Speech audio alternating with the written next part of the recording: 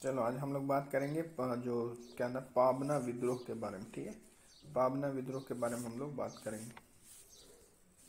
देखो बंगाल में पाबना, देखो पाबना जो है ना, अभी जो ये पाबना विद्रोह पाबना क्षेत्र का नाम है। ठीक है, और पहले ये पाबना जो था ना, ये मतलब पहले क्या, अभी जो है, पहले ये इंडिया में था क्योंकि 1857 या 1873 के 1947 पे इंडिया जो है क्या विभाजित हुआ था। ठीक है, तो पाकिस्तान बना या फिर उसके बाद में बांग्लादेश बना जो पूर्वी। तो ये अभी जो है बांग्लादेश में, वर्तमान में ये पाबना जो क्षेत्र है ये पाकिस्तान में आता है। ठीक है, मतलब सॉरी पाकिस्तान नहीं, बांग्लादेश में, बांग्लादेश का पार्ट है ये। ठीक है, पाबना क्षेत्र।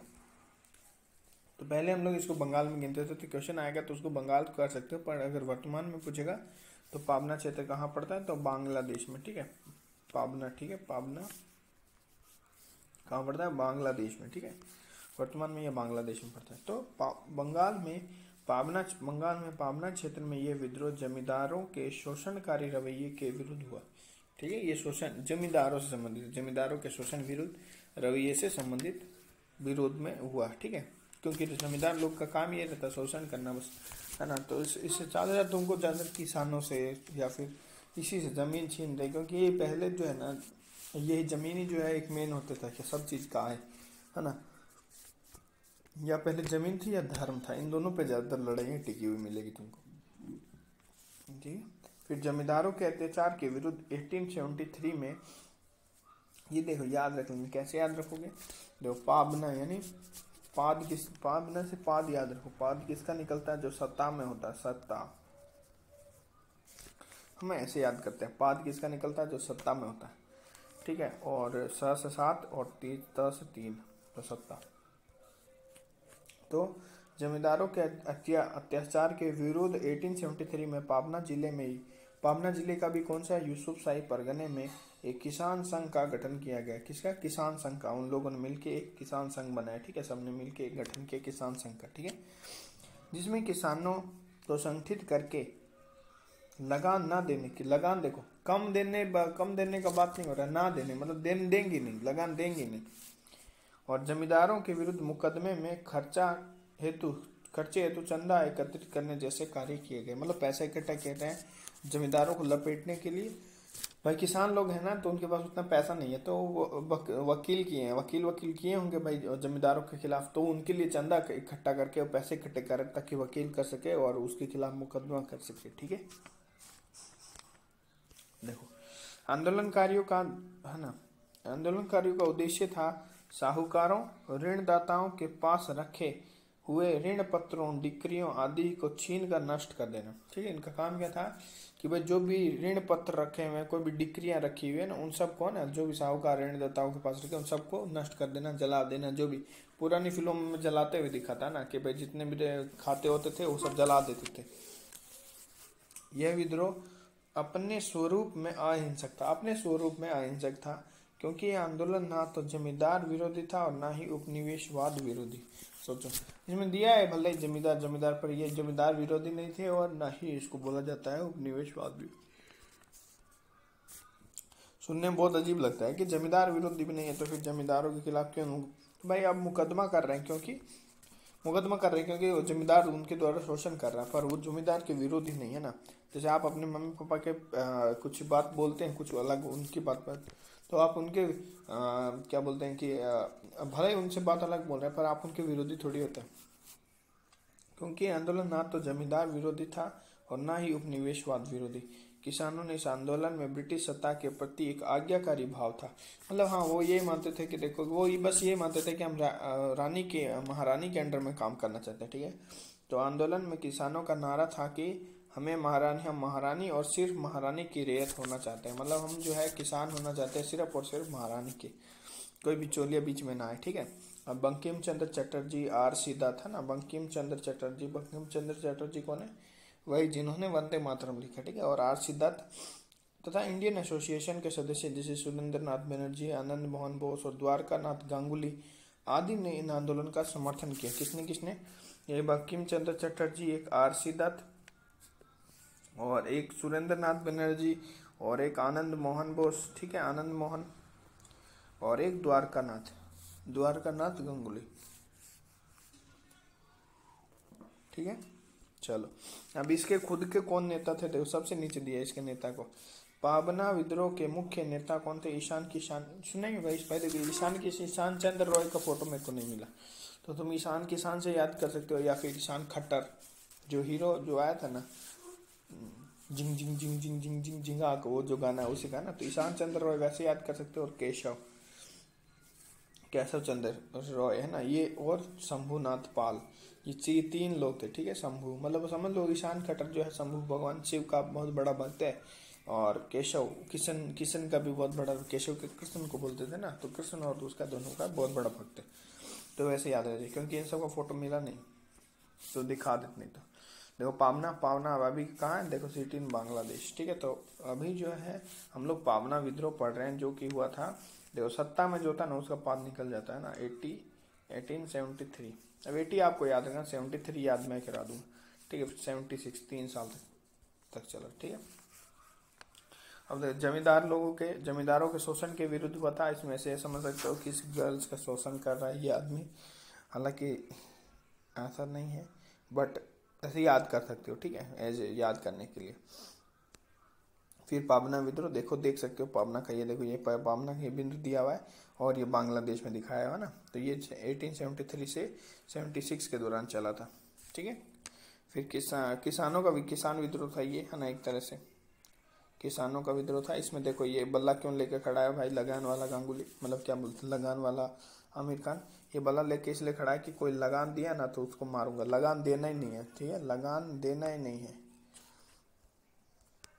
देना ही नहीं था, उसमें ऐसा बात किया था कि लगान नहीं देना है, ना, जमींदारों को लगान नहीं देना है, ठीक है। और उन्होंने क्या किया भाई, उन्होंने बोलते कि जमीन नहीं देंगे, आज जमींदार को क्या बोलता है, लगान नहीं देंगे, लगान लेने आएंगे तो बल्ले से मारेंगे, समझ लो। और साथ में चंदा इकट्ठा किया ताकि जमींदारों पर मुकदमा किया जा सके, उसके लिए जो चंदा इकट्ठा हो रहा है, देख लो ना, ये चंदा इकट्ठा हो रहा है, तो ये जमींदारों के लोग के लिए ये देखो अलग से ब्यूटी कॉन्टेस्ट है। और अब देखो यहाँ पे ये जो है बताया जा रहा है कि किस तरह से जो साहूकार थे और ऋणदाता थे, उनके जो होता है ना, पहले मूवी में देखते हैं उन सब के कॉन्टेक्स्ट जितने होते थे वो सब जला दिए जाते थे ना, तो क्या बोलते बही खाता उन सबको ना, तो उसमें दिया डिक्रियों या ऋण पत्रों को ना, ऋण पत्रों को क्या समाप्त कर दिया गया, नष्ट कर दिया गया, छीन कर साहूकारों से, जमींदारों से, है ना, ऋणदाताओं से, उन सबसे छीन कर जला दिया उन्होंने, खत्म कर दिया उन सबको। और क्या किया कि भाई उन्होंने, देखो ऐसा लग रहा है कि भाई उन्होंने क्या है हिंसा का रास्ता अपनाया होगा, बट नहीं है, ऐसा नहीं है, वो अपने स्वरूप में अहिंसक ही थे, है ना, स्वरूप उनका अहिंसक था, ध्यान रखना, अहिंसा पे ही विश्वास कर रहे थे। कोई ऐसे बोल देगा तो देखो महारानी, ये मूवी देखा होगा अगर साढ़ा किसी ने, तो इसको अच्छे से जानते हो, इस कैरेक्टर का नाम था महारानी। तो इसमें जो गांव क्या बोलते हैं किसान लोग थे, उन्होंने बोला कि हम सिर्फ और सिर्फ महारानी के रैयत होना चाहते हैं ना, हम और सिर्फ महारानी के रैयत,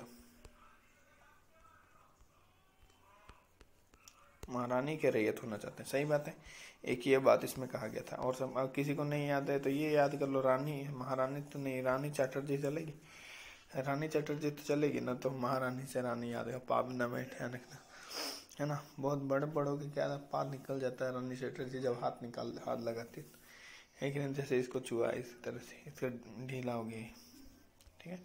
तो ये तुम क्या बोल सकते हो कि हाँ कह सकते हो कि रानी वाला महारानी रानी की।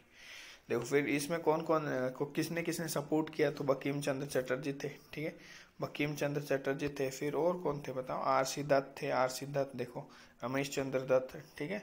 फिर सुरेंद्र नाथ, इंडियन एसोसिएशन से सुरेंद्र नाथ बनर्जी, फिर आनंद मोहन बोस, ठीक है। फिर जो है क्या द्वारकानाथ गांगुली, है ना, और जो इसके प्रमुख नेता में से थे वो थे ईशान चंद्र रॉय, ठीक है, ईशान खट्टर, देखो ईशान खट्टर मिला, ईशान चंद्र रॉय नहीं मिला, तो ईशान खट्टर भी चलेगा। फिर ये समझ लो कि इसका नाम है केशव चंद्र रॉय, ठीक है, केशव चंद्र रॉय, है ना, ये समझ लो केशव चंद्र रॉय। ओके, वैसे केशव प्रसाद मौर्य भी किसी को याद हो तो, है ना, तो केशव प्रसाद मौर्य जो यूपी का क्या बोलते हैं ये बनने वाला था डेप्यूटी सीएम, ठीक है, तो वैसे भी याद कर सकते हो। और एक शंभुनाथ पाल, शंभुनाथ का फोटो लगाया हुआ है, शंभुनाथ पाल, ठीक है, शंभुनाथ पाल, है ना। और ये बाद में आया किसान संघ उन्होंने बनाया था, 1783 में है ना, जमींदारों के अत्याचार के विरुद्ध उन्होंने 1783 में, सॉरी 1873 में किसान संघ उन्होंने बनाया था। कौन सा? यूसुफ शाही परगने के अंतर्गत। ठीक है, याद रहेगा, बस इतना ही। ठीक है, एक बार फिर से रिकॉल कर लेते। चलो रिकॉल करने में क्या नहीं, देखो ये पाबना विद्रोह है, डेट कब है? 1873 से 76। ये डेट हो गया। डेट कैसे याद है ना? सत्ता में लिखा था, बड़ा बड़ा उत्पाद निकल जाता है, तो सत्ता में 7 ठीक है, ये ध्यान रखना। ये हो गया। फिर अब ये कहाँ पे हुआ था? ये अभी प्रेजेंट में जो है, ये अभी प्रेजेंट में कहाँ है? बंगाल में। ठीक है, बंगाल, बांग्लादेश, सॉरी ये अभी प्रेजेंट में तो बांग्लादेश में है। उस समय ये इसको बंगाल में बोला जाएगा। अगर मान लो बांग्लादेश ऑप्शन में नहीं होगा तो आपको बंगाल करना है आंसर। ठीक है, तो ये हो गया। कहाँ हो गया?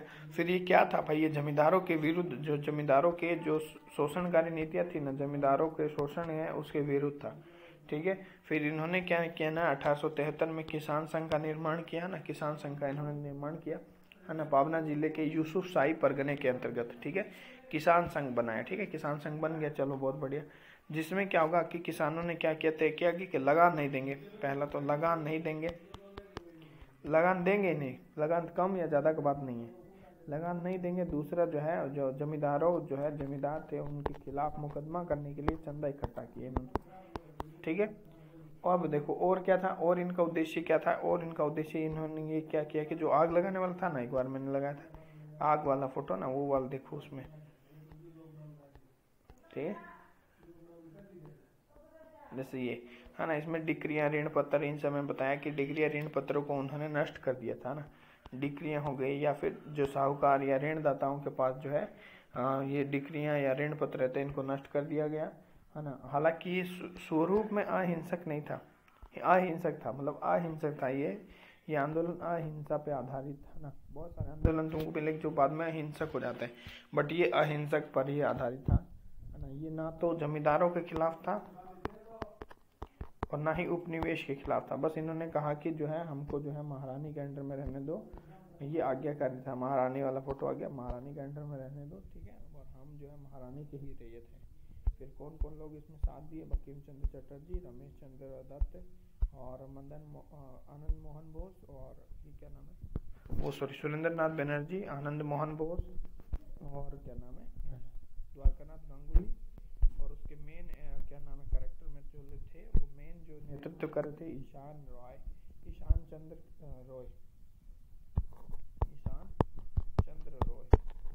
ठीक है, ईशान चंद्र रॉय और केशव चंद्र रॉय, ये दोनों याद रखना। एक और याद है शंभू, शिव जी का फोटो है, शिव जी, शंभूनाथ पाल। तो ये इतना याद कर सकते हो।